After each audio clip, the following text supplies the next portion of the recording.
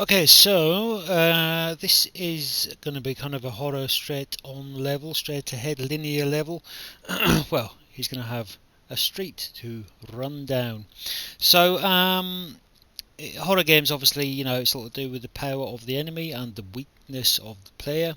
So we want to make sure that we've got an enemy in there. So what I'm going to do is I'm going to do a little bit of Silent Hill action.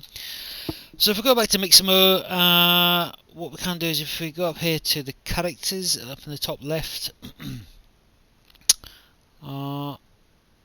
Okay, so if I take away the animation, um, so we've got some horror characters here. So we've got a parasite character. So it automatically, well, it'll ask you if you want to ditch your previous character. So we don't want to quite go full Resident Evil, so I tend to use this policeman quite frequently. So the interesting thing of this cop zombie is that he, once his textures decide to turn up, he's got he's British for a start, but he's got a radio here, which is quite useful for my purposes, as we'll find out shortly.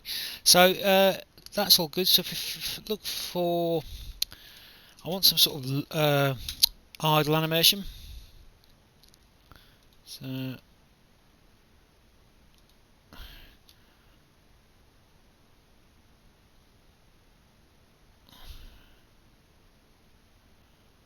yeah, not sure that's quite what I was looking for. Okay, so I'm going to have a look through these animations until I find something suitable. Okay, so I found this zombie agonising, which looks a little bit too energetic for a zombie, but this kind of fits with what I've got in mind for it. So I'm just going to close up the arm space, just so his hands are on his ears. Okay. Okay, so that's not ideal, but okay. Annoyance level. Don't know what that means. So I probably want to slow him down a bit as well. And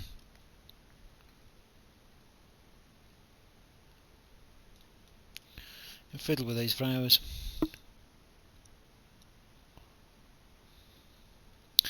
Okay, so that'll do. So, and I've noted already that this loops. It doesn't actually tell you it loops on here, I don't think. But you'll note that when we play it, we can see that it loops.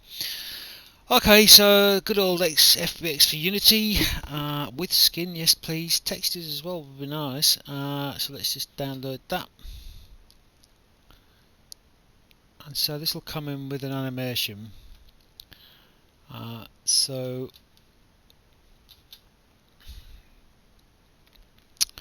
let's just find this in the folder. So the point is here I'm downloading the model as well, so I'm getting a kind of free zombie character, which again is another asset which would take me quite a long time to build and probably very badly. So this is good work. Obviously you can't. These are great for placeholders. You can't really, if you're using these commercially. I'm not sure what the Creative Commons licenses are, but obviously you don't want the same zombie in every game. But it's a really nice piece of work for a placeholder. Okay, so I can see it in the directory. So I'm just going to drag it down here, bring it in. Cop zombie. So of course there's no textures, that would be too much to ask for. So let me just work out where they've gone. So I'm downloading the Collada so I can get the textures, as they don't appear to be coming out with the FBX as usual. So let's see what this gives us. Hopefully it'll give us a zip with a texture file in it as well.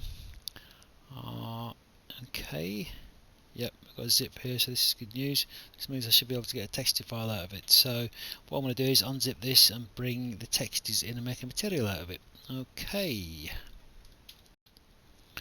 So outputting a DAE means you get, once it's unzipped, you get these textures, which is exactly what you need.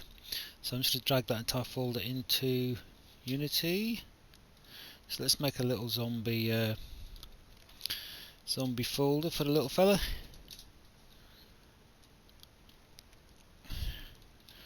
Get the textures in. You would have thought somebody would have fixed this by now, unless I am being particularly stupid, which is quite possible. Material, yeah. So zombie. Right. Diffuse is the albedo. Normal. So bring that into the normals. Fix it again. Don't know why it doesn't come in as a normal. Specular. So I don't know what the specular is on this, but we need to take the smoothness down again.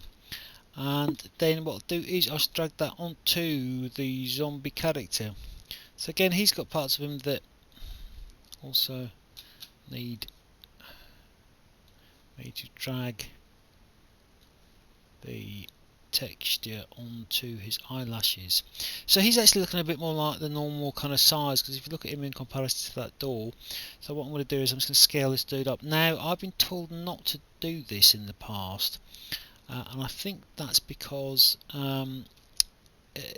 it can mess up if you fiddle with the scales on your character controllers too much. Then it can adjust things like the gravity and the collisions and the physics in the world is basically what I've been told is an issue. I've never really seen that situation manifest itself, but who knows. So probably try not to scale your character controller up too much or to make it too small. Right, so if we play these, we'll probably see this back of this man's head.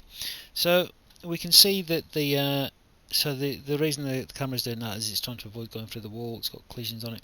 So we can see that this character here is not animating. I need to fix that camera in a minute. So this isn't obviously a normal camera for this type of game. Your normal camera will be fixed behind the character as opposed to a free camera where you can rotate around it. Anyway, enough of my yapping. So if we go to the zombie, oh, there we are. So that's the animation there. So if I just drag it onto the character there, it automatically makes a